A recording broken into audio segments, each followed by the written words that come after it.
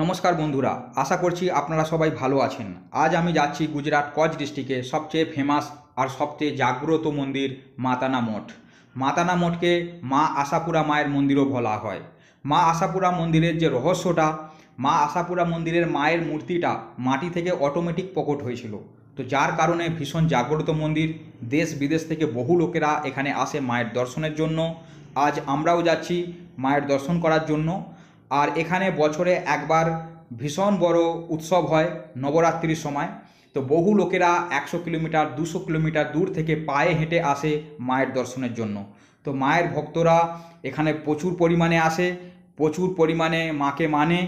তো মায়ের মন্দিরে দৃশ্যটা আমি আপনাদের দেখাবো। তো এখানে মায়ের মন্দিরে আমি চলে এসেছি, আর এখানে ডালা বিক্রি হচ্ছে।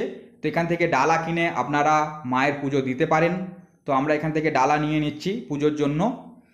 আর ভেতরে এখানে কাজ চালু আছে, তার কারণ হচ্ছে এখানে বহু লোকেরা আসে, মায়ের ভক্তরা আসে। তো এখানে বর্ষার সময় বা গরমের সময় যাতে ভক্তদের কোনো রকমের কোনো অসুবিধা না হয়, সেই কারণে এখানে কাজ চালু আছে।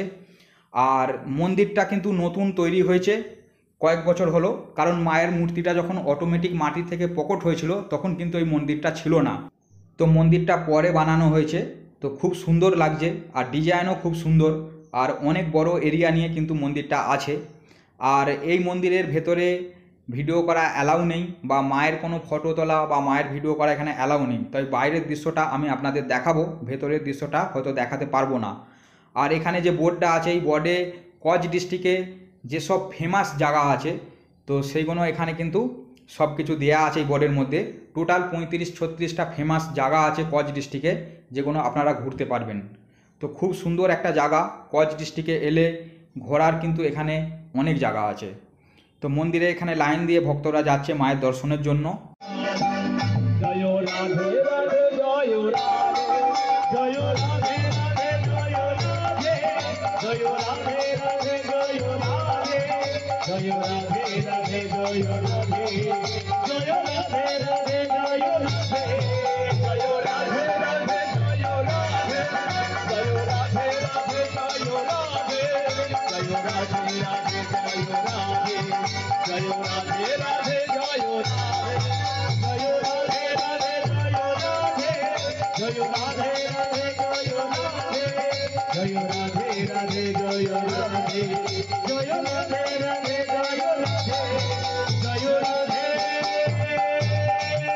তো বন্ধুরা, মায়ের মন্দির থেকে বেরিয়ে আমরা যাব নারায়ণ সরোবর, কটেশ্বর আর লখপত। তো নারায়ণ সরোবর, কটেশ্বর আর লখপতের ভিডিও আমি আলাদা আলাদাভাবে আপলোড করে দেবো। তো চ্যানেলটা আপনারা সাবস্ক্রাইব করে রাখবেন। যখন আমি ভিডিও আপলোড করব তো নোটিফিকেশান আপনাদের কাছে পৌঁছে যাবে। তো বন্ধুরা, ভিডিওটা কেমন লাগলো অবশ্যই জানাবেন। দেখা হবে আবার পরের ভিডিওতে।